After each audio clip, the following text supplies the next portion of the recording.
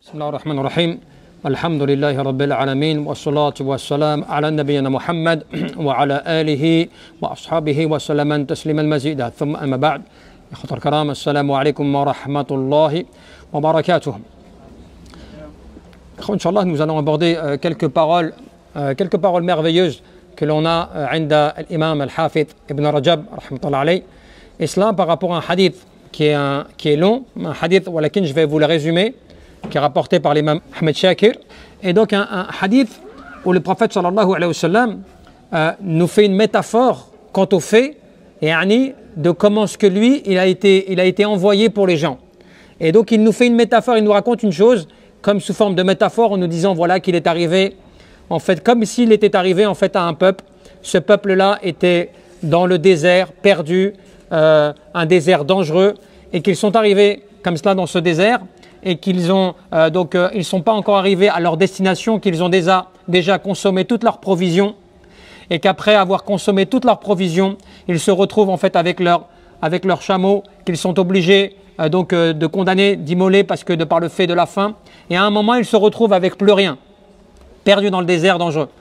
Et qu'un homme vient, un homme qui paraît riche, avec de l'eau, de la sueur d'eau, qui coule encore de ses cheveux, de son visage, et il se présente à eux et il leur dit voilà, est-ce que vous auriez besoin de quelque chose? Et eux disent oui, tu sembles avoir ce dont nous avons besoin, c'est-à-dire de l'eau, nourriture et autres, parce que tu sembles tout frais, riche, tout cela. Et il fait je vais vous emmener dans un endroit où il y aura donc des prairies, des rivières et autres, et comme ça vous pourrez tirer profit. Donc c'est le prophète qui nous raconte cette métaphore. Et il nous dit ensuite, et donc il leur promet cela, il leur dit simplement, il y a une chose, une condition, une short. La condition, c'est que ensuite vous écoutiez tout ce que je vous dis et que vous preniez l'engagement avec Allah subhanahu wa ta'ala de m'obéir dans ce que je vous demande. Et eux on dit oui, nous sommes prêts à tout, nous sommes dans une situation vraiment de besoin extrême, on n'a pas de choix. Et donc il fait voilà, donc il les emmène, cet homme-là, dans un endroit verdoyant, prairie, avec de l'eau fraîche et autres. Et après qu'ils aient profité de cela, l'homme leur dit maintenant il faut se lever, il faut qu'on y aille. Et les gens sont là, mais on va aller où? Où ça? Comment on va quitter cet endroit qui est bon, qui est bien, qui est frais? On va aller où? Et donc la plupart des gens ont peur de la suite et ont peur de trouver moins bien que cela. Qu'est-ce qu'ils décident? De ne pas partir et de ne pas obéir. Et un petit groupe simplement de gens disent mais rappelez-vous ce qu'on avait dit, on avait pris un engagement qu'il fallait qu'on obéisse à cet homme-là en toutes circonstances. On a pris un pacte devant Allah Azza wa Jal, il faut lui obéir. Et donc un tout petit groupe de personnes ont décidé de suivre cette personne-là. Et les autres sont restés. Mais en restant, ils ont été attaqués par les ennemis et ils ont été comme emprisonnés ou tués. Et le prophète nous dit, il a été envoyé comme de la même manière. C'est-à-dire qu'auprès des gens, pour les avertir, pour les prévenir d'un monde meilleur qu'est celui de l'au-delà, et qu'il faut qu'ils obéissent au prophète afin d'obtenir la victoire et afin d'obtenir le bonheur éternel, et que le croyant devait accepter cela en toutes circonstances et surtout ne pas être leurré par la dunya. Comme les personnes ont été leurrées par l'eau fraîche, par les parcs verdoyants, et ils ont été leurrés par cela, ils ont préféré rester. Et finalement, ils ont perdu. Alors que le croyant, ceux qui ont suivi, l'ordre, c'est comme suivre le prophète et tu le rejoins comme cela dans l'au-delà. Et Ibn Hajar et Ibn Rajab, alhamdulillah, il nous dit quoi? Il nous dit فَهَذَا مَثَلُ في غاية المطابقة لحال النبي صلى الله عليه وسلم مع أمته. Donc ce hadith, il est réellement à la situation du prophète Mohammed par rapport à sa ummah. فإنه أتاهم والعرب حينئذ أذل الناس. Le prophète est venu à une communauté des Arabes de l'époque qui était le plus vil des gens, la plus mauvaise des catégories de personnes de l'époque. D'accord? Ils étaient le plus peu nombreux des gens respectables. Et ils avaient le plus mauvais comportement, le plus mauvais mode de vie dans ce bas monde. Et ils n'avaient que peu d'importance, ils donnaient peu d'importance à la vie de l'au-delà. Et le prophète les a appelés, il les a appelés au chemin du bonheur, au chemin de la réussite. وظهر لهم من براهين صدقه كما ظهر من صدق الذي جاء إلى القوم الذين في المفازة. Et le prophète a apporté des preuves éclatantes qui prouvaient de sa prophétie. Comme cet homme-là est venu avec une apparence de riche, avec des fraîcheurs sur le visage et sur les cheveux, qui montraient à ceux qui étaient là, dans le désert perdu, eh bien que c'était la vérité, ce que cet homme disait, puisqu'ils l'ont suivi. Eh bien de la même manière, le prophète est venu avec ces preuves-là. D'accord? Eh bien il nous dit quoi? Et il nous dit, cela était visible. وَقَدْ نَفِدَ مَأُهُمْ وَهَلَكَ ظَهْرُهُم بِرُؤْيَتِهِ فِي حُلَّةِ مُتَرَجِّلًا. Et il n'y avait pas de doute. Quand, vous savez, ces gens dans le désert, qu'ils ont vu cet homme, ils n'ont eu aucun doute par rapport à ce qu'ils ont vu de lui. C'est pour ça qu'ils l'ont suivi. De la même manière, les croyants, quand ils voyaient le prophète, ils n'avaient pas de doute par rapport à la véracité de son message. Au point même que le Quraysh, ceux qui ne croyaient pas en lui à la base, eh bien, croyaient quand même en lui, bon gré mal gré, qu'ils ne voulaient pas le suivre. D'accord?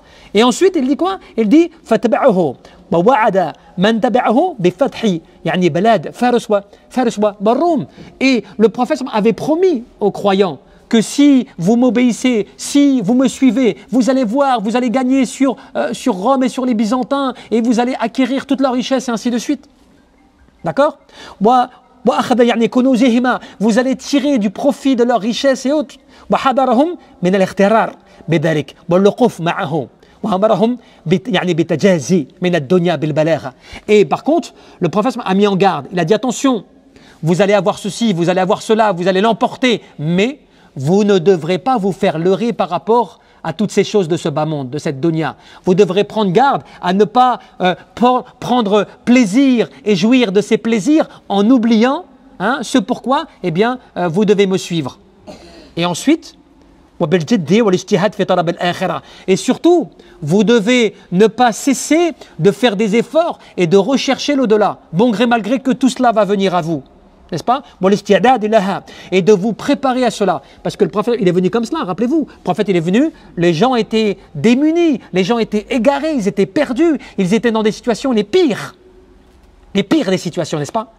Et le prophète leur a promis le bonheur, leur a promis la réussite, leur a promis la victoire de l'au-delà. Le prophète leur a promis tout cela.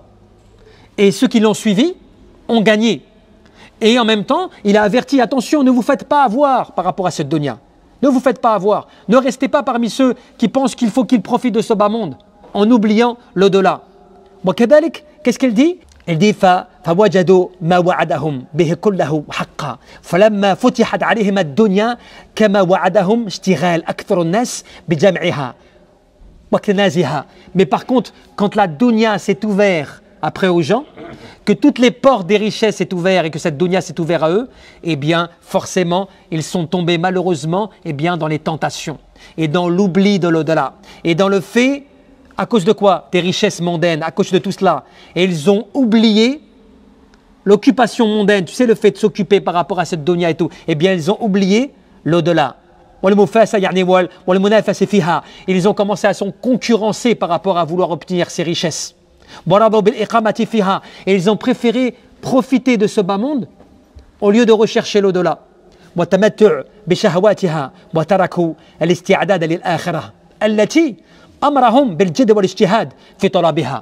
Et qu'est-ce qui s'est passé pour ces gens, pour la communauté?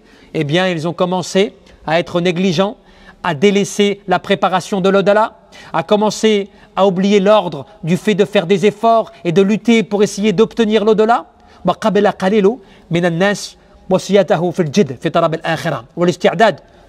Et peu de personnes, qu'une petite catégorie de personnes ont obéi au prophète, ont suivi le prophète, ont suivi le message, n'est-ce pas, pour obtenir l'au-delà. فهذه الطائفة القليلة نجت ولحقت نبيها في الآخرة حيث سلكت طريقه في الدنيا. Et ceux qui l'ont suivi ou qui décident de le suivre le retrouveront dans l'au-delà. Alors que les autres personnes qui décident de profiter de ce bas monde, de profiter des richesses de ce bas monde, eh bien forcément qui n'ont pas voulu suivre le chemin,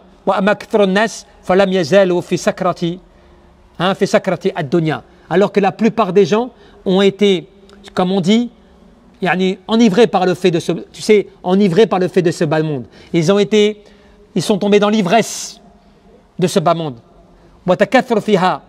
فشغلهم ذلك من الآخرة حتى فأجأهم الموت بغتة على هذه الغرة فهلكوا وأسبحوا بين ما بين قتل وسر.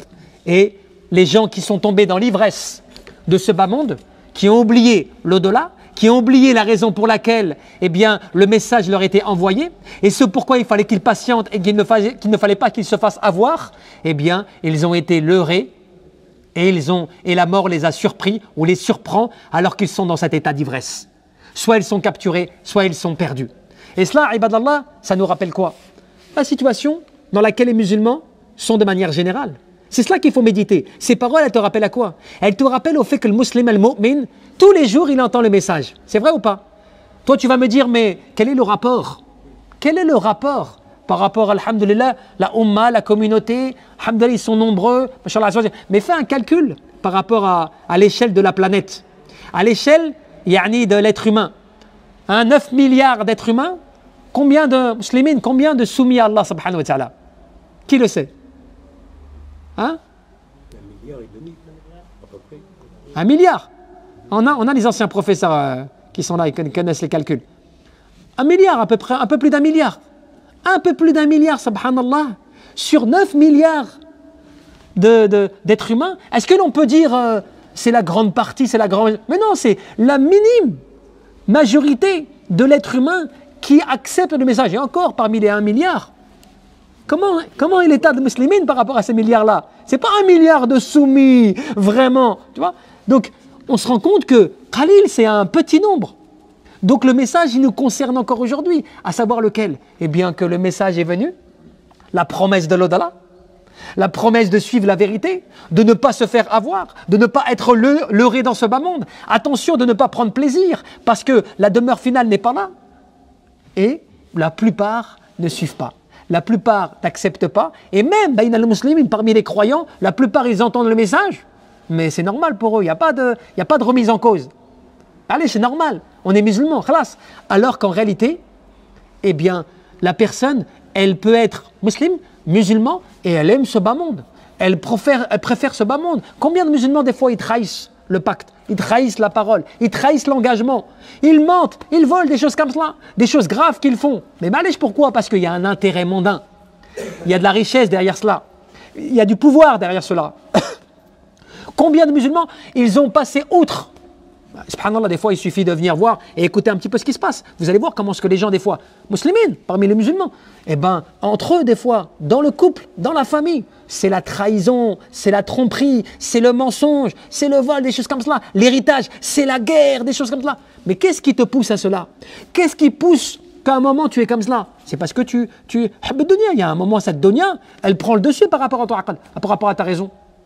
Tu as envie de profiter, tu n'as pas envie de te faire avoir. Non, non, ça m'appartient, c'est à moi, c'est mon droit. Comment ça, c'est pas possible?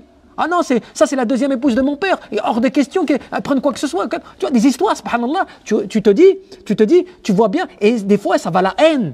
La haine. Mais quand je dis la haine, des fois, c'est physique. C'est de la vengeance, des fois. Et bien, pourtant, ce musulman, subhanallah, des croyants qui font la prière, des choses comme cela. Eh bien, tu te rends compte que le musulman, il est pris. Et ce message, il est comme cela. On ne croit pas vraiment. On croit, on ne dit pas qu'on n'est pas croit. On croit au message du Coran, alhamdulillah. On croit à l'islam. On croit à l'akhirah. On croit à tout cela. Il n'y a pas de doute, échec. Mais ce message, il est comme ceux qui ont dit, quand ils sont partis, qu'ils ont vu la vérité, qu'ils se sont installés, qu'on profitait et qu'on leur dit, mais c'est bon, il faut se lever maintenant, il faut y aller. Et qu'ils ont dit, mais attends, on va aller où? On est bien là. Il y a tout, il y a les prairies, il y a l'eau fraîche. Et qui nous garantit qu'après, ça va être meilleur qu'ici? Et donc, ils ont préféré rester. Alors que pourtant, ils avaient la vérité, puisqu'ils l'ont suivi, la personne, n'est-ce pas? Ils savaient que lui disait la vérité, qu'il les a amenés déjà dans un... Comme, eh ben, les musulmans, le professeur, il est venu avec la vérité. Il nous avait annoncé cela, c'est arrivé. Il nous avait promis cela, c'est arrivé. L'islam comme cela, tout cela, il avait la vérité. Et pourtant, subhanallah, quand la dunya s'est ouverte à nous, que la richesse nous a touchés, tu vois que tout cela est rentré dans le cœur des musulmans, dans le cœur des croyants, eh bien, tu as manqué à ton engagement d'aller jusqu'au bout. C'est-à-dire de dire, moi, cette dunya, non, c'est bon. À un moment, si cela me pousse à l'injustice, j'arrête. Si dans le couple, on ne s'entend pas, moi, je suis prêt à prendre sur moi, à la nafsi sur moi-même. Allez, on va juger. Le Coran wa Sunnah. Si je suis en tort, je reconnais. Si je suis dans la vérité, tu dois accepter. Hada huwa al-haqq al-mubin. Il n'y a pas de doute. Je vais prendre sur moi-même. Eh bien, cela, on ne le fait pas.